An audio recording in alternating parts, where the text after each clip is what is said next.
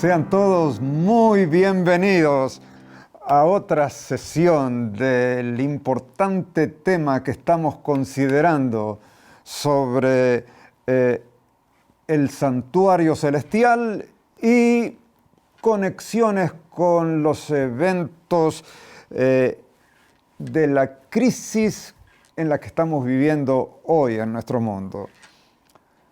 Doctor Dreyer,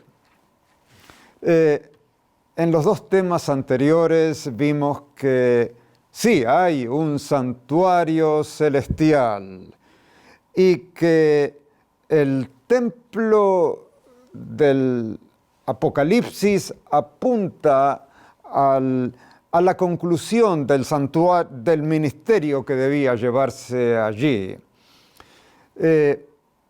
¿Cuál es el propósito de ese ministerio? Más definidamente, la conclusión, la etapa final del ministerio de Cristo en el santuario celestial. ¿Y por qué es importante conocerlo? Gracias, Carlos. Buena pregunta para comenzar. Es importante porque estamos viviendo en una época de crisis muy grande en el mundo, en donde nos jugamos el pase a la vida eterna. Hay una corte en el cielo que considera la vida de todos los seres humanos y toma la decisión final bajo la dirección de Dios para saber quiénes van a tener el privilegio de vivir eternamente. Y eso se define en esta época, de allí su importancia. Así que respondamos a la primera pregunta en forma sencilla. El doctor Carlos Martín nos ayudará a hacer más amena la presentación de este sujeto. Es importante porque estamos viviendo en el tiempo final, en la época final. Y ojalá que Dios nos dirija para comprender estos temas tan importantes que resaltan en el Apocalipsis. Hemos visto en los dos temas anteriores que en el santuario terrenal había dos cuartos de intercesión, conocidos como el lugar santo y el lugar santísimo. El ministerio en ese santuario celestial culminaba al fin del año con la purificación del santuario. En el tema anterior, titulado El Templo del Apocalipsis, vimos que el modelo del santuario terrenal se cumple en el santuario celestial. Así, en la primera visión del Apocalipsis, Cristo aparece entre los candelabros del santuario. Y en la segunda, lo vemos ahora en el lugar santísimo, frente al trono de Dios. ¿Es correcto? Correcto. Ese es el modelo que nosotros también vemos en las profecías de Daniel, con una intercesión diaria en el lugar santo, conocida como Tamid en hebreo, y la purificación final del santuario en el lugar santísimo al concluir el servicio diario. También vemos esas dos etapas en la visión de las trompetas del Apocalipsis. Allí se ve el altar del lugar santo en la sexta trompeta y el arca del pacto en la séptima trompeta. En la segunda visión del Apocalipsis, Cristo comparece en el lugar santísimo del santuario celestial. En Apocalipsis capítulo 5, Jesús experimenta esa comparecencia en un contexto de juicio. ¿Es así? Sí, es así. La escena de Apocalipsis 4 y 5 está montada sobre una visión de juicio. Pero hay quienes objetan eso porque no se menciona la palabra juicio en Apocalipsis capítulo 5. ¿Por qué tenemos que requerirle a un profeta, en este caso al apóstol Juan, que diga una palabra en específico para aceptar lo que dice o para rechazar lo que el apóstol quiso decir? Muchos quieren ver lo que él realmente no vio y quieren no ver lo que él vio. Ya vimos en el tema anterior sobre el templo del Apocalipsis que la escena está montada en el lugar santísimo en la conclusión del ministerio sacerdotal del Cordero. Esa evidencia debería ser suficiente para vincular la escena con el juicio final. Además, hay varias otras visiones del juicio que no usan el término juicio y sin embargo la escena del juicio es innegable. Una de esas es la que Jesús reveló en Mateo 25, versículos 31 al 46, cuando describió al Hijo del Hombre sentándose sobre su trono de gloria en el fin del mundo para separar las ovejas de los cabritos. En esas visiones, como en la visión del trono de Apocalipsis 4 y 5, se usan otros términos que se relacionan con el juicio, así como un buen número de descripciones que solo pueden entenderse en un contexto de juicio. ¿Cuáles son esas descripciones? Comencemos mencionando los 24 tronos sobre los que están sentados los 24 ancianos. ¿Quiénes juzgaban en Israel? Eran los ancianos. ¿Para qué se establecían los tronos? Para juicio.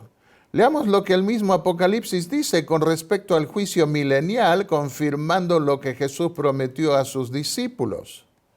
Vi tronos y se sentaron sobre ellos los que les dio autoridad. ¿Para qué? Para juzgar, Apocalipsis 24.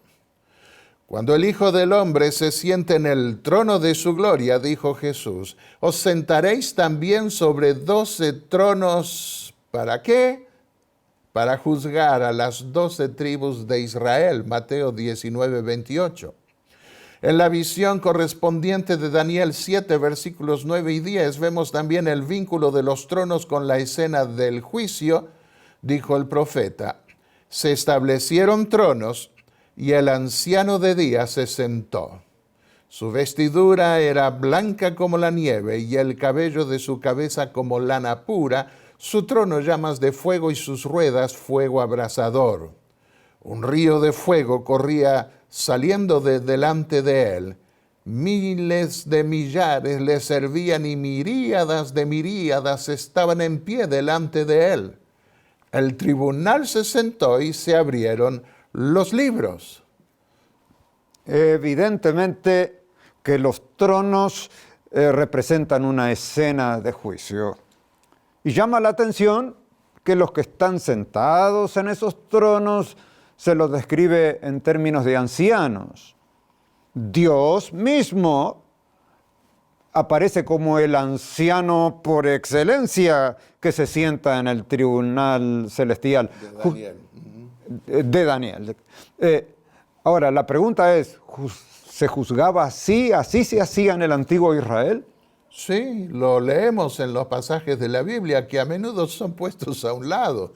Por ejemplo, en el Salmo 122, nosotros podemos ver que el rey David tenía un cuerpo de ancianos que los secundaba en su labor de juicio y se sentaban alrededor del rey sobre tronos. Dice el Salmo 122, allí se establecieron tronos para juicio, los tronos de la casa de David. Y en el caso de Roboam, quiso llamar a los ancianos que se sentaban en la corte de su padre, Salomón, pero después los despreció. En la visión de Apocalipsis, todos alaban a Dios y al Cordero. Y algunos argumentan que ese hecho descalifica la visión como una escena de juicio. Pienso en las cortes terrenales. ¿Se cantan en las cortes? Podemos admitir que en la tierra no suele cantarse en las cortes de juicio. Hay a veces gritos, llanto, quejas, aunque en algunas cortes requieren comenzar cantando el himno nacional. Yo asistí a una de esas cortes en Estados Unidos cuando quise legalizar una escuela y había gente que se oponía. Y en el antiguo Israel la gente iba a esas cortes de juicio en Jerusalén para alabar a Dios. El texto anterior del Salmo que recién leímos dice efectivamente que las tribus de Israel subían al monte de Jerusalén para alabar el nombre del Señor. ¿Por qué alababan a Dios? La respuesta la leímos hace unos momentos, porque allí se establecieron tronos para juicio. Miremos el caos que hay hoy en el mundo. Calamidades de toda naturaleza, guerras, peleas, en forma interminable. ¿Podemos estar conformes y a gustos en un mundo así? Bueno, es probable que haya gente que prefiera vivir del caos y que le guste la pelea, pero eso no puede hacer feliz a la gente. Pero cuando hay justicia en un gobierno, hay paz, hay alegría, hay confianza. Y eso es lo que describe el profeta Isaías cuando tiene que ver con un cuadro desolador que se estaba viviendo en sus días. Dice el pasaje: se ha vuelto atrás el derecho y la justicia permanece lejos, porque ha tropezado en la plaza la verdad y la rectitud no puede entrar. Sí, falta la verdad, y el que se aparta del mal es hecho presa, y lo vio el Señor y desagradó a sus ojos. Isaías 59:14. A los que les gusta el caos, como dije, la corrupción de la justicia en un país puede agradarles, pero en el antiguo Israel la gente alababa a Dios por tener cortes de juicio justas. En el juicio que se describe en el Apocalipsis, se alaba a Dios. Se alaba a Dios y al Cordero porque el tribunal está sentado y listo para el juicio. ¿Cómo me gusta responder a esa pregunta? Sí, Jesús anticipó la alabanza al Padre y al Hijo en la corte final de juicio. Porque sin la presencia del Cordero, todo el mundo perecería acá en la tierra, ya que no hay nadie que sea justo. Pero con la comparecencia del Cordero en ese juicio, todo el mundo se siente inspirado para alabar a Dios, ya que en Él hay salvación para los que invocan su nombre. Él pagó la deuda del pecado al dar su vida por los que confiesan su nombre. Leamos las palabras de Jesús en el Evangelio de Juan, capítulo 5, versículos 22 y 23. Ni aún el Padre juzga a nadie, sino que todo el juicio se lo ha confiado al Hijo, para que todos honren al Hijo, así como honran al Padre. Y eso es lo que vemos en la visión del Apocalipsis, especialmente en los capítulos 4 y 5. Primero se alaba, se honra al Padre, y luego se alaba y honra al Hijo. Cuando uno piensa en un juicio, hay un factor de temor. Tenemos que alabar a Dios como hacen los ángeles en el juicio, o llegar al juicio con un sentimiento, algo así como de miedo después de todo. Bueno, ¿cuál es el primer mensaje angélico que se nos confió para darlo al mundo en la época en que se establecería esa corte del cielo? Dice así: temed a Dios y dadle gloria, porque la hora de su juicio ha llegado. Apocalipsis 14:7. El temor de Dios es un temor reverente que nos lleva a honrar y glorificar su nombre. Si tenemos miedo al juicio es porque no hemos arreglado nuestras cuentas con Dios y sabemos que sin el perdón divino no seremos aprobados. Sobre la importancia de imitar hoy la alabanza del cielo, leamos 2 declaraciones inspiradas de las muchas que incluyo en mi libro, La crisis final, en Apocalipsis 4 y 5. Que todo lo que respire alabe al Señor. El tiempo llegará cuando todos lo alabarán, diciendo: tú eres digno de tomar el libro y abrir sus sellos, porque tú fuiste inmolado y nos has redimido para Dios con tu sangre de toda raza, lengua, pueblo y nación, y nos has hecho reyes y sacerdotes. Digno es el Cordero que fue inmolado de recibir poder y riqueza, sabiduría, fortaleza, honra, gloria y alabanza. Y a todos los que estaban en el cielo, en la tierra, en el mar y debajo de la tierra, y a todas las cosas que hay en ellos, les oí cantar: al que está sentado en el trono y al Cordero, sean la alabanza, la honra, la gloria y el poder por los siglos de los siglos. Oh, dice Elena de White, comencemos a cantar los cantos del cielo aquí, y entonces podremos unirnos a la compañía celestial de lo alto. Otra cita: tenemos la esperanza de unirnos arriba a la compañía de redimidos en el cielo. Estaremos en esa compañía que exclamará: digno, digno es el Cordero que fue muerto y que vive otra vez. Entonces permítanme decirles que cada uno de nosotros debe aprender el canto aquí. No podemos estar en la ciudad de Dios sin que nuestras lenguas se pongan a tono para cantar su alabanza. Queremos tener acá el amor de Dios en nuestra vida y carácter. ¡Qué exhortación tan maravillosa! Creo que debiéramos leer más estos capítulos de Apocalipsis, capítulos 4 y 5, para aprender a cantar ese himno tan maravilloso que se... De honra y gloria al Creador y al Redentor. Y al Cordero. Pero tengo una pregunta para hacerle, doctor Dreyer. ¿Por qué se llama ancianos a los jueces? ¿Van a haber viejos en el cielo? Tenemos esperanza nosotros que ya peinamos canas. Bueno, ya en la visión del juicio de Daniel 7 se representa a Dios como anciano de días. Una expresión día por año era común en ellos. Anciano de días, hoy diríamos anciano entrado en años. Esto se debe a que en la antigüedad se esperaba que los jueces y reyes fuesen gente madura. De allí que se enseñaba a reverenciar a los ancianos. Leamos Levítico 19:32. Delante de las canas te levantarás y honrarás el rostro del anciano. Es más, se consideraba una calamidad que los muchachos o las mujeres gobernasen. Isaías 3, versículos 4 y 12, Eclesiastés 10, 16. Ahora, ¿fue siempre así o podrían haber algunas excepciones? Me parece que hubieron algunas. Hubo un rey que asumió su cargo a los 8 años. Obviamente, quienes gobernaban eran los adultos que lo cuidaban hasta que fuera mayor de edad.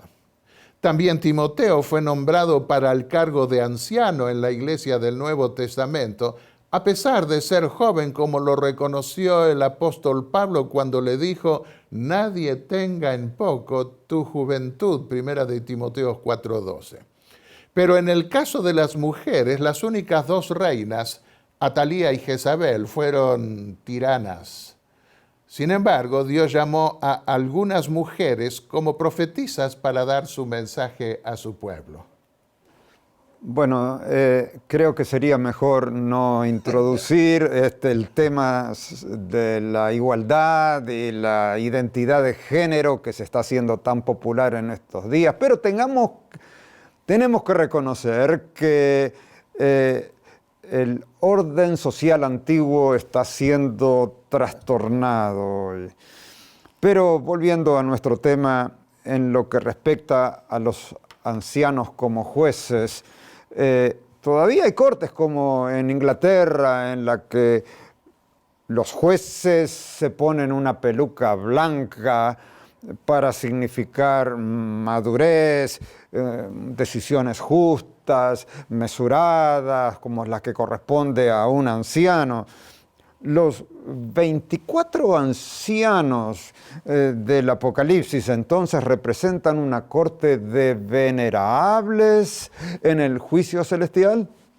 Bueno, aún en Inglaterra, con estas nuevas introducciones sociales, está cambiando, según leí últimamente, esa costumbre de ponerse peluca. Pero aún en este país yo pude ver que en una corte, una vez a la que asistí, que el juez se puso una peluca y comenzó a analizar los casos. Se han hecho experimentos sociales hoy al permitir a los estudiantes tomar las decisiones disciplinarias. Contrariamente a lo que muchos podrían imaginarse, se pudo constatar que a menudo esos estudiantes inexperimentados son más despiadados que los administradores y profesores en la aplicación de la disciplina. Eso lo sabían también los antiguos. Por eso el Sanedrín judío estaba compuesto por ancianos que juzgaban al pueblo por buscar el consejo de los amigos jóvenes y rechazar el de los ancianos. Por ejemplo, el reino se le dividió a Roboam, según leemos en 1 Reyes 12. ¿Está infiriendo usted que la visión de los 24 ancianos que están sentados sobre tronos constituyen un Sanedrín celestial? Así es. Un artículo de un autor que hizo un estudio a fondo del tema de la composición del Sanedrín terrenal, con la descripción, comparándola con la descripción del Apocalipsis, me ayudó a ver esa relación. Se llama Baumgarten, ese autor. Jesús mismo advirtió que seremos juzgados por un Sanedrín celestial, afirmó él. Y leamos el pasaje que se encuentra en Mateo 5, versículos 21 y 22. Habéis oído, dijo Jesús, que se dijo a los antepasados, no matarás, y cualquiera que cometa homicidio será culpable ante la corte, krisei en griego. Pero yo os digo que todo aquel que esté enojado con su hermano será culpable ante la corte, krisei. Y cualquiera que diga raca a su hermano será culpable delante del Sanedrín, y cualquiera que diga imbécil será reo del infierno de fuego. Aquí Jesús se está refiriendo claramente a la corte del cielo, a un Sanedrín celestial, es decir, una corte del cielo a la que el Sanedrín terrenal judío representaba en la tierra. Por eso usó Jesús la palabra Sanedrín para referirse a esa corte del cielo. Sanedrín. Por favor, explique un poquito más acerca del significado de Sanedrín. El significado es lugar de los que se sientan juntos para juzgar. Solían sentarse en forma de media luna, en semicírculo, como una herradura alrededor del sumo sacerdote. En el caso de los 24 ancianos del Apocalipsis, se los ve sentados alrededor de Dios, quien está sentado sobre su trono. Así se los puede ver en los cuadros que se han hecho sobre ambos, el Sanedrín terrenal y el Sanedrín celestial, sentados de la misma manera. ¿Y por qué en el Apocalipsis aparecen 24 ancianos cuando en el Sanedrín judío había 70 ancianos según la tradición? Bueno, en cada ciudad importante había pequeñas cortes de juicio, pequeños sanedrines compuestos por 23 ancianos. Aunque el número básico de referencia, de común denominador, era el 24, buscaban un número impar para evitar una decisión dividida. Esto era así especialmente en el contexto de una condenación en el Gran Sanedrín. En la corte del cielo, sin embargo, no hay división. Todos concuerdan con Dios en su decisión. En Jerusalén había, sin embargo, una corte mayor compuesta de 3 cortes menores, totalizando 70 en números redondos. 3 cortes menores de 24 ancianos. El quórum máximo era 71 y el quórum mínimo era 23 para poder funcionar. Vemos ahí el número impar que buscaban. Las tradiciones judías completan el número 72 citando a Moisés, quien presidía las cortes en su época, o a Aarón y Ur, quienes sostuvieron sus manos en un momento especial. En el Sanedrín judío, el sumo sacerdote presidía la corte de ancianos, o si no, una persona designada con el cargo de Nasi, esto es, presidente. Pero no tenemos tiempo para considerar esas discusiones marginales, ya que resulta claro que un número múltiple de 12, en este caso 24, es el que se representa acá. ¿Por qué 24 y no 70 o 72? Una razón podría ser que el papel del Gran Sanedrín terrenal terminó siendo tan negativo, juzgando a su hijo, que Dios decidió conectar esa visión con el número básico que era el 24 y que era equivalente para todas las cortes o sanedrines judíos. El Sanedrín terrenal juzgó a Jesús como un falso Mesías indigno de representar a la raza humana ante Dios, condenándolo a la muerte y a la burla. Pero su contraparte, el Sanedrín celestial, lo juzgó como digno de representar a la raza humana y ser su redentor y por lo tanto recibir la alabanza y el poder como el verdadero león de la tribu de Judá y la raíz de David. En la iglesia que Cristo fundó más tarde, también se nombraban ancianos. Había ancianos en Israel, ahora hay ancianos en la iglesia. ¿Hay una relación entre los dos? Es evidente, como lo ven muchos autores, que había una relación. La iglesia tomó como modelo las cortes de ancianos del antiguo Israel. Pero como el evangelio debía llegar a todo el mundo, Cristo no asignó un cargo político a su iglesia. Por lo tanto, los ancianos de las iglesias no iban a funcionar como una corte de juicio que cumpliese con las cortes civiles de cada país, sino como un consejo que no necesariamente debía contar con un número específico de miembros.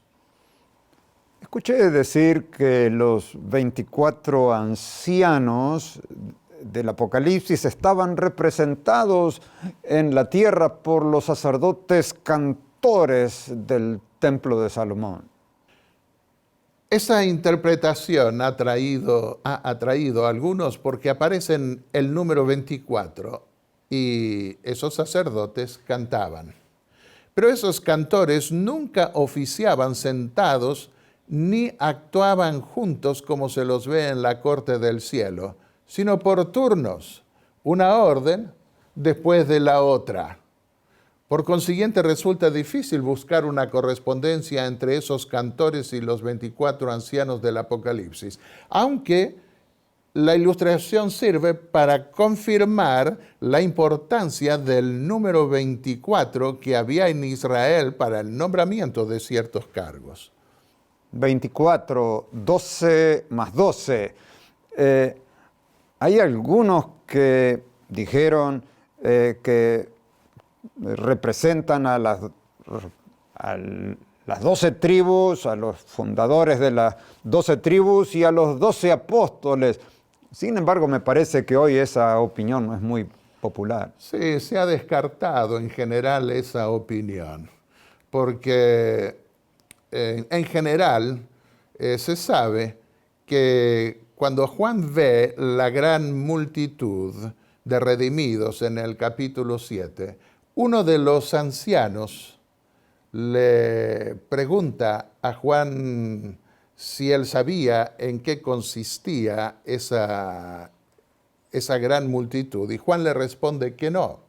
Si ese anciano hubiera sido uno de los apóstoles, de los 12 apóstoles, Juan lo habría reconocido. Y Juan mismo tendría que haber estado allí entre los 24 ancianos, 12 patriarcas y 12 apóstoles. Y en el capítulo 5 también nosotros vemos que el ángel, uno de los ancianos, consuela a Juan. Es obvio que el apóstol Juan no estaba sentado con los demás ancianos en esa corte de juicio. Entonces, ¿quiénes son los ancianos? Se ha considerado la posibilidad de que sean los que resucitaron cuando Jesús murió y que fueron llevados al cielo. Los evangelios cuentan que cuando Jesús murió, hubo un fuerte terremoto y se abrieron los sepulcros de algunos, de tal manera que cuando Jesús resucitó al tercer día, ellos resucitaron juntamente con él. Pero ni la Biblia ni el espíritu de profecía dicen en ningún lugar que los ancianos de la corte fuesen esos seres humanos resucitados que el Señor llevó como primicias de los que resucitarán al final cuando Él regrese. Es más, ¿cómo pueden estar sentados esos resucitados con Cristo sobre tronos para juicio cuando el tribunal celestial se establece para juzgar a los que serán salvos, incluyéndolos a ellos mismos que van anticipadamente? Y si se tratase de una inauguración, como han querido proponer algunos, ¿cómo podrían estar sentados en juicio antes que compareciese por primera vez el Cordero que los redimió? Pero hay quienes insisten que no hay evidencias de que los ancianos sean ángeles. Ya vimos que Jesús se refirió a la corte del cielo como un Sanedrín, como en el que se sentaban los ancianos en la tierra para juzgar. Veamos acá otro ejemplo en una sección en el libro de Isaías, que los teólogos modernos llaman el pequeño Apocalipsis de Isaías, porque toda esa sección trata de los eventos finales del mundo de una manera especial. Esa sección va del capítulo 24 al 27 de su libro. Al concluir el capítulo 24, el profeta predice el castigo divino que aplicará tanto a los reyes de la tierra como a la contraparte espiritual de los ángeles malos. Eso ocurrirá en la época en que se darían las señales estelares en el sol y en la luna. Esas señales estelares reaparecen en el Apocalipsis conectadas también con el fin del mundo, Apocalipsis 6, versículos 12 y 13. En esa época final dice Isaías que Dios sería glorificado ante sus ancianos. Así como en la Jerusalén terrenal había una corte de ancianos, así también habría una corte de ancianos en el cielo, la contraparte de lo que se representaba en la tierra. Leámoslo de Isaías mismo. Acontecerá en aquel día que el Eterno castigará al ejército de los cielos en lo alto y a los reyes de la tierra sobre la tierra. La luna se avergonzará y el sol se confundirá cuando el Eterno de los ejércitos reine en el monte de Sión y en Jerusalén, y delante de sus ancianos sea glorioso. Isaías 24, versículos 21 y 23. Así que la relación de ancianos y de una corte en el cielo está bien establecida por la Biblia, la contraparte celestial muestra su relación con lo que hacían en la tierra. Pero si no son seres humanos, ¿por qué tienen coronas? Y están vestidos de ropas blancas. ¿No se proyecta así una escena de triunfo? Las coronas no necesariamente representaban victoria, sino jerarquía. Eso se ve en varios pasajes de la Biblia que usan la misma palabra griega, Stephanos, corona, como se ve en la traducción griega de los 70 del Antiguo Testamento. Esa corona era puesta sobre los reyes, Primera Crónicas 22:2, Jeremías 13:18, y también se pondría sobre el Mesías en su papel sacerdotal, según Zacarías el capítulo 6. En Apocalipsis 9:7 vemos tefanos también en la descripción de los guerreros musulmanes, algo que se cumplió en la historia admirablemente. Esas coronas no parecen representar un triunfo o victoria especial, sino la jerarquía que se daban esos guerreros a sí mismos. En efecto, los léxicos griegos afirman que la palabra Stefanos puede referir también un rango o dignidad. Aún así, si alguien quiere dar al término Stefanos la connotación de triunfo, debemos recordar que el triunfo de otros es a menudo asumido por quienes los aman y trabajan por ellos. Podría mencionar varios pasajes acá donde esto aparece, Proverbios 12:4, 17:6 en el Nuevo Testamento, Filipenses 4:1, Primera Tesalonicenses 2:19, etc. Así, los ángeles que aparecen escenificados como jueces representarían en ese caso el futuro triunfo de los redimidos. Ahora, los ancianos de Apocalipsis 5 tienen copas de oro con incienso. El perfume representa las oraciones de los santos. ¿Hay testimonio bíblico de ángeles oficiando como sacerdotes, como parece ser el caso de los 24 ancianos? Era común en la literatura judía de aquellos días retratar ángeles participando en actividades sacerdotales, como parece ser el caso de los 24 ancianos que tienen un incensario cada uno con las oraciones de los hijos de Dios. Y no nos extrañemos que esos ángeles estén representados como ancianos, porque los 4 querubines que rodean el trono celestial están representados por animales, y hasta el mismo Hijo de Dios como siendo un cordero. Escribió Elena de White: hay ángeles que ofrecen el humo del fragante incienso por las oraciones de los santos. Así que nosotros podemos ver esa relación entre los ángeles que colaboran en la intercesión delante de Dios.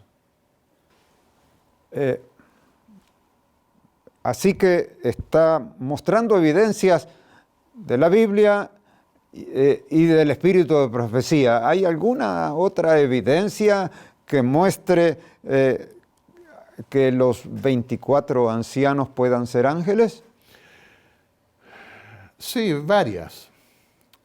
Leemos en Apocalipsis 4:10 que los ancianos arrojan sus coronas delante del trono cada vez que los 4 seres vivientes que están más cerca del trono dan gloria a Dios. En ese contexto, Elena de White afirma que hay ángeles que tienen coronas, lo que significa que las coronas no necesariamente significan triunfo.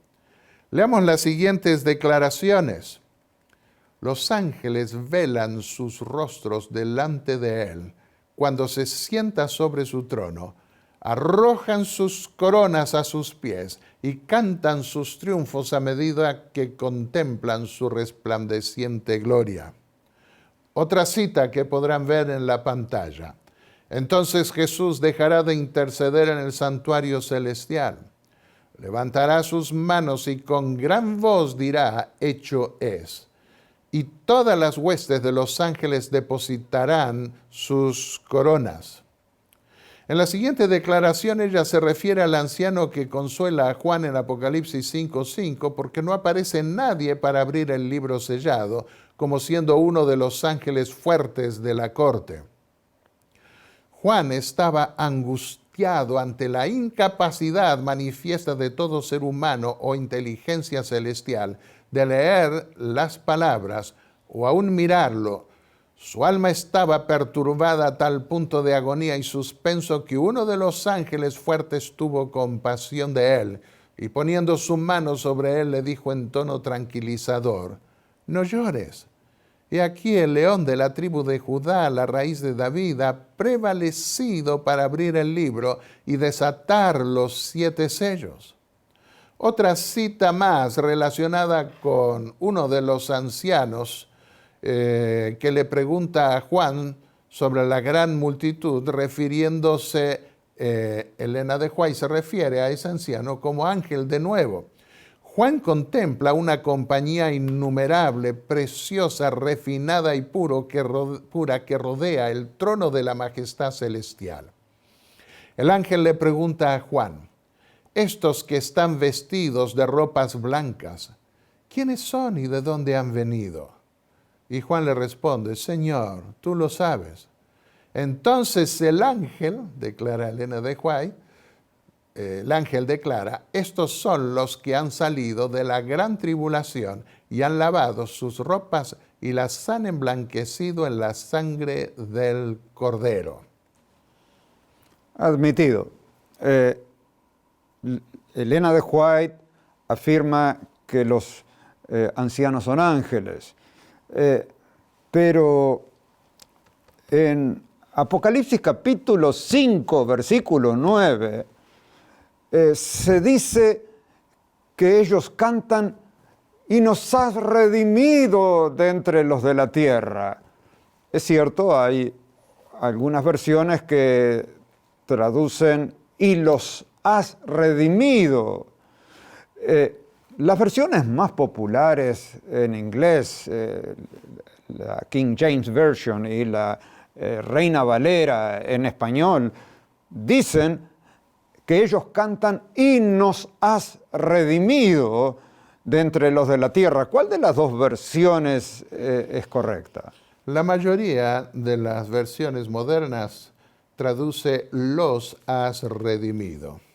Lo que ocurre es que hay 4 manuscritos antiguos, los más antiguos. No tenemos los originales que escribió el mismo Juan, porque se gastaban y se hacían copias, y en esas copias que se volvían a escribir, se buscan normalmente las más antiguas, y 3 de esas 4 copias más antiguas dicen los has redimido, y solo una dice nos has redimido. De manera que nosotros podemos tener en cuenta que son los ángeles los que están diciendo, los has redimido, los redimió. Y aún así llama la atención que que Elena de White contó evidentemente, se basó en la versión de King James, pero hizo la siguiente observación interesante. Leamos esa declaración donde ella se refiere a los ángeles nuevamente cantando lo que cantan los 24 ancianos del Apocalipsis. Santos ángeles se unirán al canto de los redimidos. Aunque no puedan cantar por conocimiento experimental, nos lavó con su sangre y nos redimió para Dios. No obstante, captan el gran peligro del que se ha salvado el pueblo de Dios. ¿No fueron acaso enviados para levantar en favor de ellos una bandera contra el enemigo? Pueden simpatizar plenamente con el ardiente éxtasis de los que han vencido por la sangre del Cordero y de la palabra de su testimonio. Entonces eso quiere decir que si los ancianos son ángeles, ellos se identifican con el éxito de los redimidos. Así es, y eso es legítimo porque, como ya vimos, la Biblia muestra que la corona del éxito de otros es asumida por quienes los aman. ¿Acaso no nos identificamos nosotros también con el testimonio de quienes se convierten al Señor por nuestro testimonio? Así también esos ángeles que están representados como ancianos en la corte se apropian también de la victoria de aquellos por quienes velaron e intercedieron. Leamos una cita que muestra uno de los papeles de los ángeles en relación con las oraciones fervientes del pueblo de Dios. Hay ángeles que escuchan la ofrenda de alabanza y la oración de fe y llevan las peticiones a aquel que ministra en el santuario por su pueblo e implora sus méritos en favor de ellos.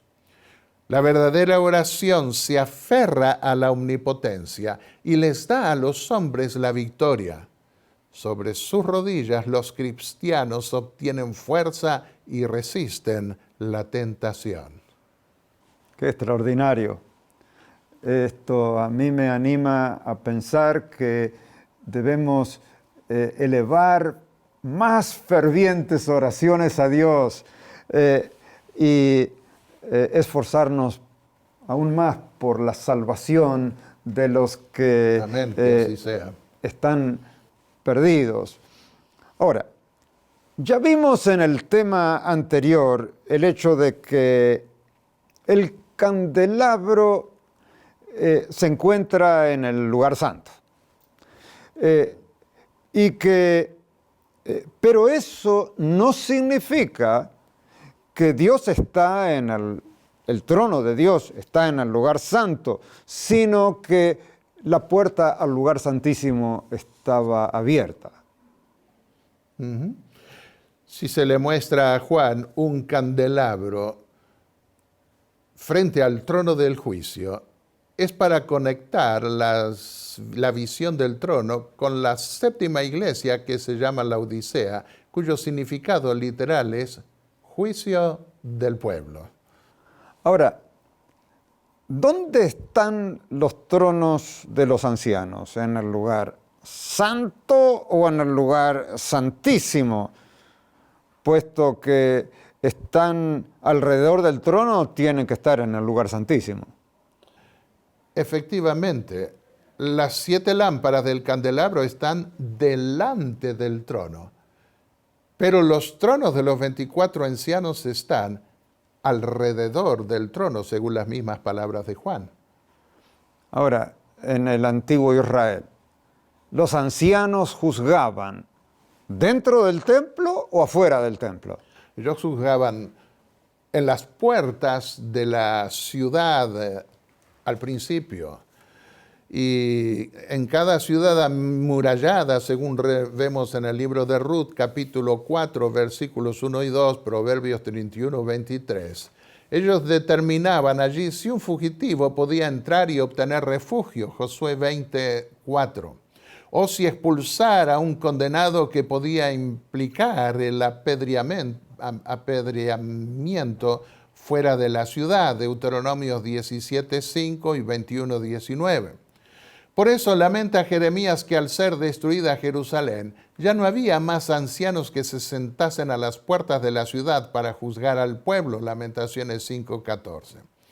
Sin embargo, había cortes dentro de la ciudad, leamos Deuteronomios 16:18.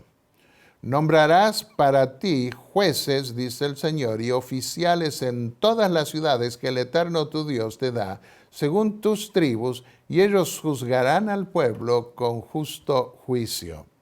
Como ya vimos en el Salmo 122, los ancianos se sentaban junto a tronos,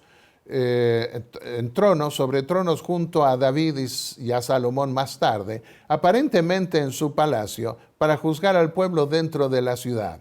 Pero después del cautiverio babilónico y en la época en que se construyó el segundo templo, el de Zorobabel, que hermoseó después Herodes, el Sanedrín juzgaba en una sala del templo.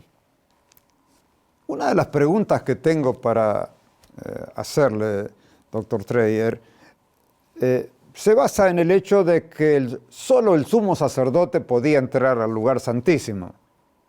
Y que es obvio que el Sanedrín no operaba dentro del templo, en el lugar santo ni en el lugar santísimo. ¿Por qué entonces en el Apocalipsis los ancianos están en el lugar santísimo del santuario celestial?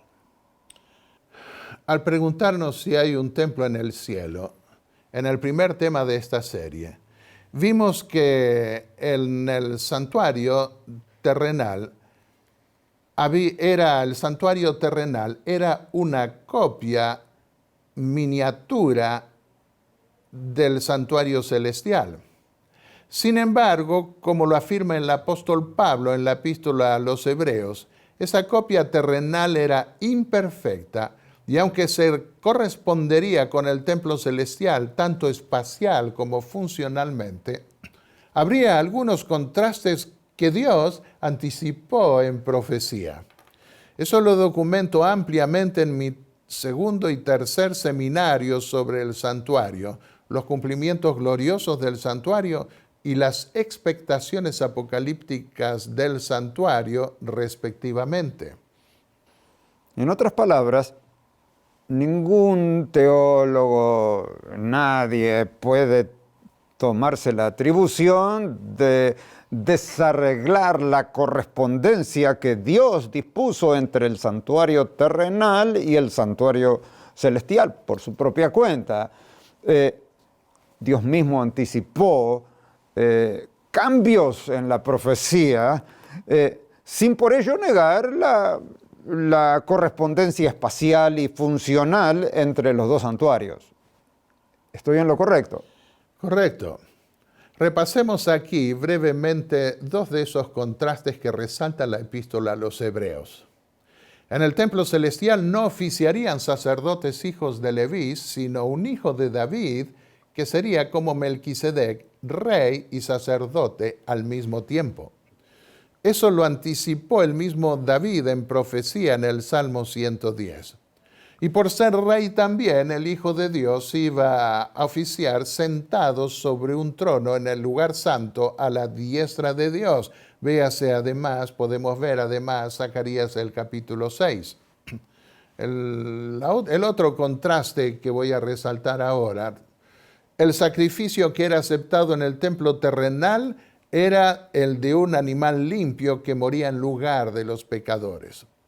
Pero ahora el sacrificio que iba a ser aceptado sería únicamente el del Mesías prometido. Eso estaba anticipado, ese cambio, en el Salmo 40. También puede verse ese cambio en la profecía de Isaías 53.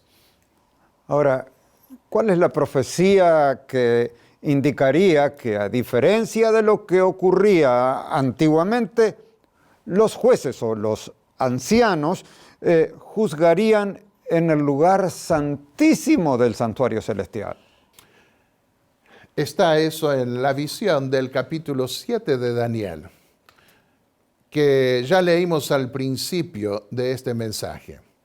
Mientras que en la tierra el reino y el sacerdocio operaban separados, uno fuera del templo en el palacio del rey y el otro en el mismo templo, en el cielo el templo mismo de Dios es su palacio y las dos instituciones terrenales, la sacerdotal y la monárquica, operan juntas en la corte del cielo. De manera que los tronos del juicio representados por la corte de David se dan ahora junto al trono de Dios en el mismo templo celestial. ¿Y dónde está el trono de Dios? Ya lo vimos, en el lugar santísimo, y aparece rodeado de los 24 tronos de sus ancianos o jueces. Permítame leer solo para énfasis Daniel capítulo 7, a partir del versículo 9. Leemos: seguí mirando hasta que se establecieron tronos, y el anciano de días se sentó.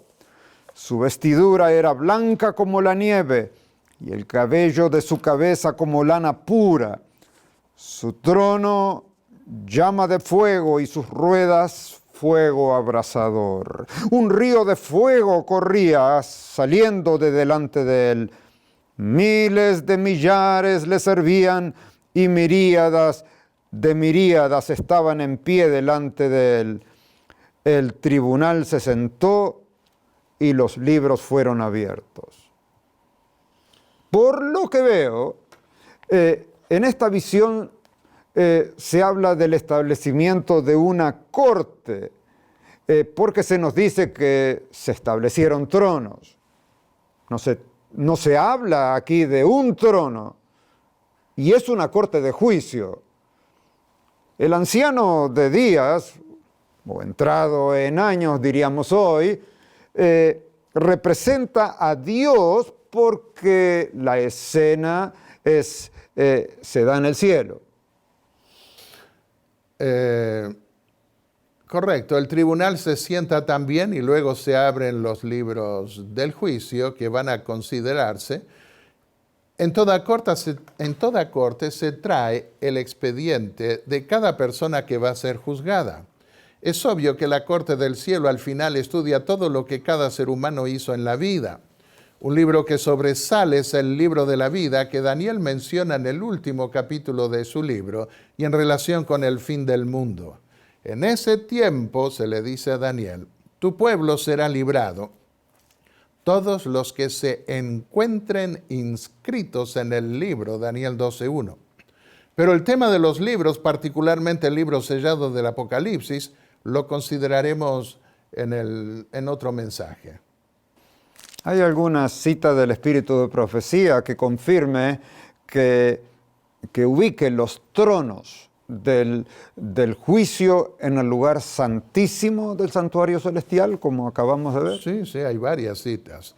Leamos la siguiente, en la que muestra a Jesús sentado a la diestra de Dios en el lugar santo del templo celestial, hasta el día del juicio, cuando la puerta se abre al lugar santísimo en la conclusión de su ministerio celestial. Notemos que no vio tronos, plural, en el lugar santo, sino solo un trono donde se sientan el Padre y el Hijo. Cuando se le muestra el lugar santísimo junto al trono de Dios en el lugar santísimo, allí sí vio los tronos que rodean el trono de Dios. Ella escribió, vi un trono y sobre él se sentó el Padre y su Hijo Jesucristo, por el contexto en el lugar santo. Entonces vi al Padre levantarse del trono y en un carro flameante entrar en el lugar santísimo dentro del velo y se sentó. Allí vi tronos que no había visto nunca antes.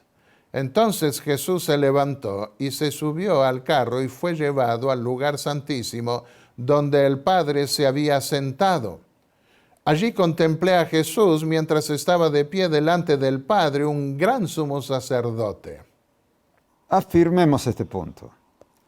Después de describir a Jesús sentado a la diestra del trono de Dios en el lugar santo, se abre la puerta al lugar santísimo y allí se ven muchos tronos, además del trono de Dios. Es en ese momento que Elena de White dice que vio tronos que nunca había visto antes. Es decir, que no había en ningún otro lado, ni siquiera en el lugar santo de ese templo que acababa de ver en visión. Sí, se refiere allí a los tronos que se establecen en la corte final de juicio, según la profecía de Daniel 7. El profeta Daniel no menciona el número de tronos, pero Juan puede ver que son 24 por las razones que ya dimos. El tiempo se ha ido y tenemos que dejar muchas preguntas para los siguientes temas. Lo que hemos visto es un tema apasionante, interesante, pero antes de concluir esta sesión, quiero exhortar a los que están mirando este programa a dirigirse con confianza al santuario celestial, a ese tribunal celestial, e invocar el nombre de Cristo, nuestro abogado e intercesor celestial.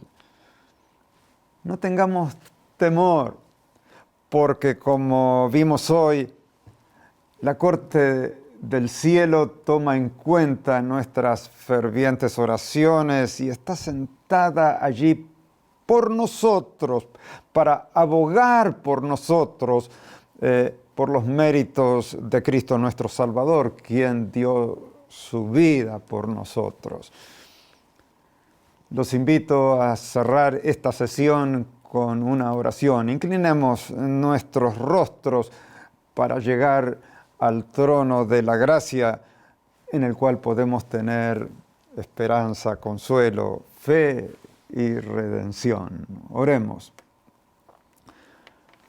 Padre que estás en los cielos, te damos gracias por tu palabra, te damos gracias por la seguridad de tener un juez justo, jueces que están tomando decisiones solemnes. Señor, no tenemos miedo de ese juicio porque tú eres justo y porque esa corte integrada por múltiples jueces es una corte confiable. Te damos gracias, Señor, porque allí tenemos un maravilloso abogado e intercesor. No somos dignos de acercarnos en oración ante tu trono de gracia, pero lo hacemos confiadamente porque tú nos has invitado a hacerlo. Padre, queremos aprender a cantar como lo hacen los ángeles, que alaban al que está sentado en el trono y al Cordero que fue inmolado. Señor, gracias por darnos la oportunidad de estudiar estos temas. Pedimos que nos sigas bendiciendo y que nos ayudes a mantener firme nuestra fe en tus promesas y en lo que hizo el Salvador, nuestro Señor Jesús. En su nombre oramos. Amén. Amén.